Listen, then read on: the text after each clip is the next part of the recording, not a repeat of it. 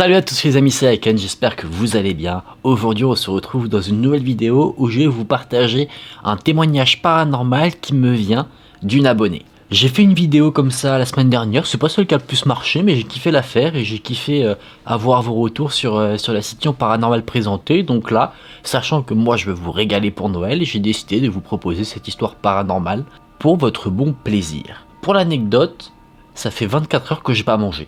Certains me diront: mais comment ça se fait? Le côté obscur de la force est un moyen d'acquérir des pouvoirs que certains considèrent contre nature. Non, c'est faux. J'ai un peu faim et j'irai manger après avoir tourné. C'est juste que là, vu que je veux régaler ceux qui potentiellement passeront Noël tout seul, je charbonne pas mal.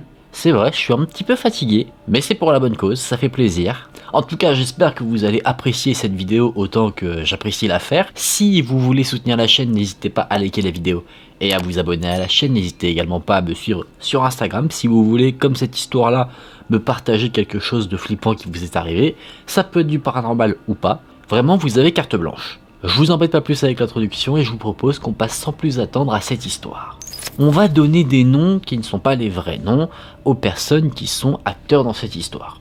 On va appeler la personne à qui est arrivée cette histoire Isabelle, comme ma mère.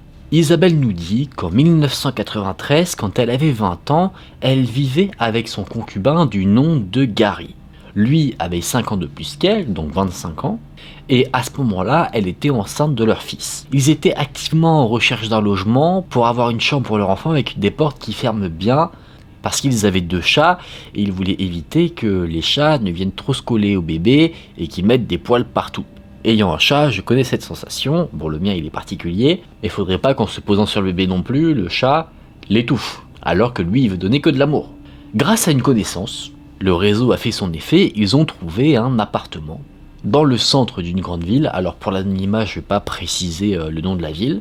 Cet immeuble était ancien et parfois sur certains immeubles on peut voir l'année de la construction qui est gravée.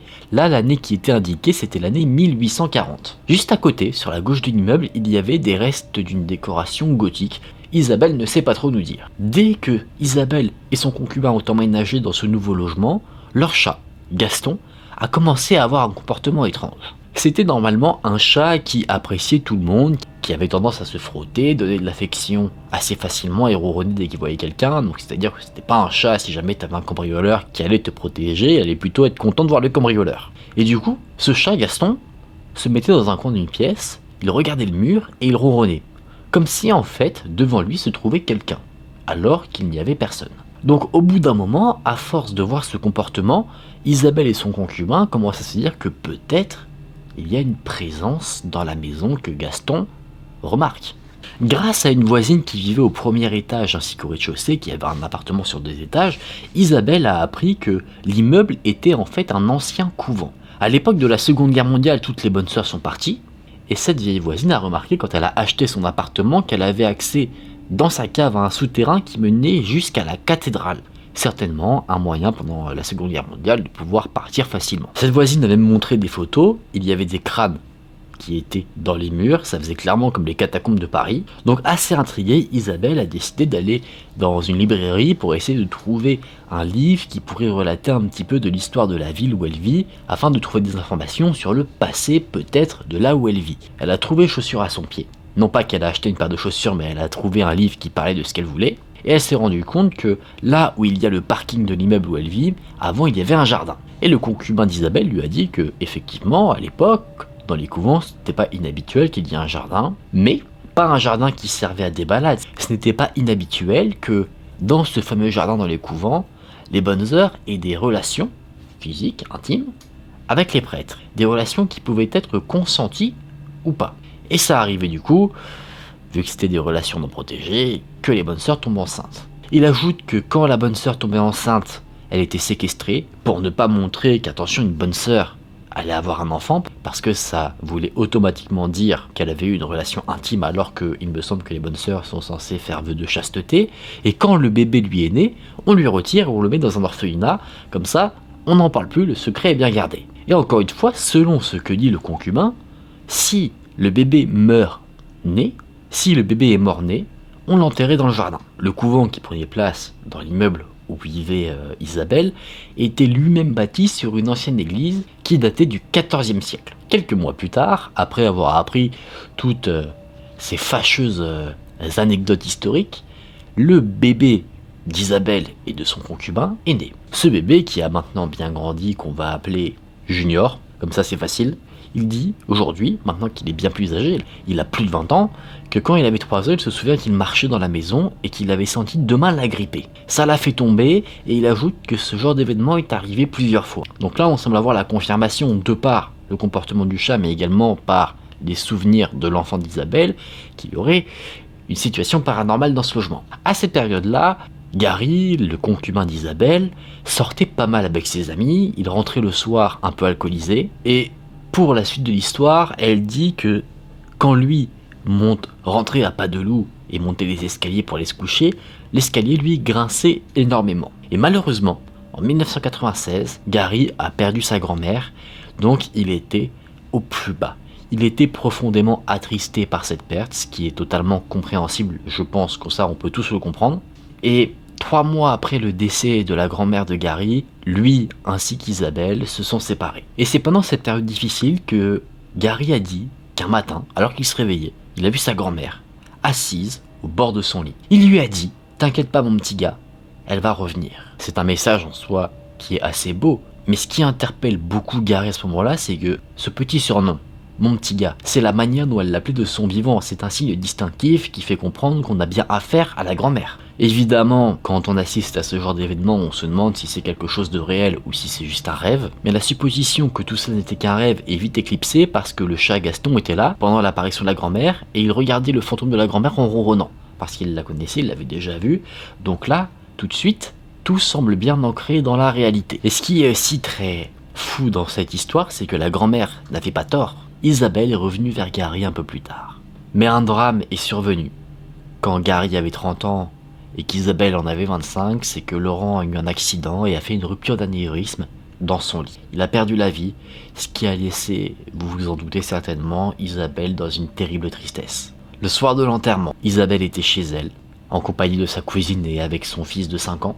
Elle prenait un petit café, elle essayait de se détendre du mieux qu'elle le pouvait, et alors que Isabelle a allumé une cigarette, elle a entendu dans sa tête une voix, la voix de Gary qui lui disait « Ma chérie, n'oublie pas d'ouvrir la fenêtre ». On peut penser que c'est encore une fois une apparition paranormale, mais on peut aussi se dire que ce sont simplement des souvenirs qui ont émergé parce que peut-être que Gary avait l'habitude de dire à Isabelle d'ouvrir la fenêtre quand elle fumait, et que fumer à ce moment-là, ça lui a rappelé ses paroles. Sauf que, d'elle-même, la fenêtre s'est ouverte, comme si quelqu'un l'avait ouverte. La fenêtre n'était pas verrouillée, elle s'est ouverte comme si en fait il y avait eu un coup de vent, mais à l'extérieur, le temps était plutôt calme, ce qui est encore une fois assez intriguant. Cette nuit-là, Isabelle a fait un terrible cauchemar, elle s'est vue enterrée dans le même cercueil que la personne qu'elle aimait. Et tellement traumatisée, elle s'est réveillée d'un coup et elle s'est mise à pleurer. Il s'est passé après cela plusieurs événements qu'Isabelle n'explique pas, par exemple une porte qui était entrouverte alors que normalement elle était fermée, à un moment donné alors qu'Isabelle portait son fils qui dormait, elle était fatiguée, donc son fils lui semblait très lourd, et d'un coup elle s'est sentie remplie d'électricité selon ses termes, et son fils d'un coup lui a semblé très léger, comme si Gary était derrière elle pour l'aider à le soulever, et le truc qui arrive le plus souvent c'est de voir des portes ouvertes alors qu'elles sont censées être fermées. Donc rapidement, Isabelle a une pensée pas concernant du paranormal, elle se dit que peut-être quelqu'un s'introduit dans la maison. Donc pour en avoir le cœur net, elle décide de la fermer et elle s'assoit pour l'observer en prenant un café. Elle se dit s'il y a quelqu'un qui rentre, je le verrai. Sauf que plutôt que de voir quelqu'un, ce qui va se passer c'est qu'elle va entendre les marches de l'escalier grincer comme si quelqu'un marchait dessus. Isabelle n'a pas d'explication. N'en pouvant plus de ne pas savoir ce qui se passe, Isabelle est allée voir sa voisine pour lui parler de tout cela. Peut-être qu'elle a également vécu des choses assez étranges, peut-être que ce qui se passe n'est pas lié à elle ou à son appartement, mais plutôt à l'immeuble entier, et sa voisine la rassure en lui disant que l'immeuble est quand même vieux, donc c'est pas surprenant qu'il y ait des vieux bruits parfois qui puissent apparaître. Les événements ne se sont pas arrêtés, ce que je vous ai raconté ça s'est passé plusieurs fois, et à force, Isabelle s'est dit que c'était Gary, ou plutôt son fantôme, qui revenait. Il faisait ce qu'il avait l'habitude de faire de son vivant. Le temps a encore passé. Elle a vécu d'autres mésaventures qui n'ont pas forcément de lien avec cette situation un peu paranormale, ça pourrait faire l'objet en soi d'un thread horror plus classique, mais ce qu'Isabelle dit c'est qu'à un moment donné elle a déménagé et en remettant les clés à son propriétaire, en faisant toutes les démarches pour pouvoir partir, le propriétaire lui a dit qu'il allait retaper l'appartement. Et plus tard, en 2021, donc assez récemment, Isabelle est repassée devant le fameux logement qu'elle avait occupé. La barrière de l'immeuble était ouverte, donc elle a voulu se remémorer quelques souvenirs. Elle était curieuse de savoir si les personnes qui vivaient maintenant là avaient vécu des choses étranges comme elle. Elle a donc sonné aux interphones et un étudiant lui a répondu, quelqu'un qui vivait au même étage qu'elle, mais dans l'appartement d'à côté. Lui a dit que bien qu'il sortait souvent, il n'avait rien constaté d'étrange. En repartant, Isabelle s'est arrêtée devant la porte d'entrée qui était la sienne. Elle a posé sa main dessus et d'un coup elle a été prise d'une sensation d'amour, comme si quelqu'un qu'on aime du plus profond de notre cœur nous prenait dans ses bras. Isabelle en est convaincue, Gary l'a prise dans ses bras à ce moment-là. Plus tard, elle y est retournée avec une amie et elle a prié pour que l'homme qu'elle a aimé, Gary, ne reste pas en ces lieux là où elle n'est plus, mais qu'il s'en aille pour retrouver la lumière et pouvoir profiter du repos éternel qu'il a bien mérité. C'est là que le témoignage d'Isabelle s'arrête. C'est un témoignage, je trouve, d'une part très intéressant parce qu'on a une description d'événements paranormaux. On n'a pas du tout quelque chose de creepy ou quoi que ce soit. On a d'ailleurs, je trouve, plutôt un témoignage bouleversant. J'avoue avoir été très touché par ce témoignage parce que Isabelle, qui m'a écrit son histoire, était très émue de par les événements qu'elle a vécu. Donc je te remercie de m'avoir partagé cette histoire.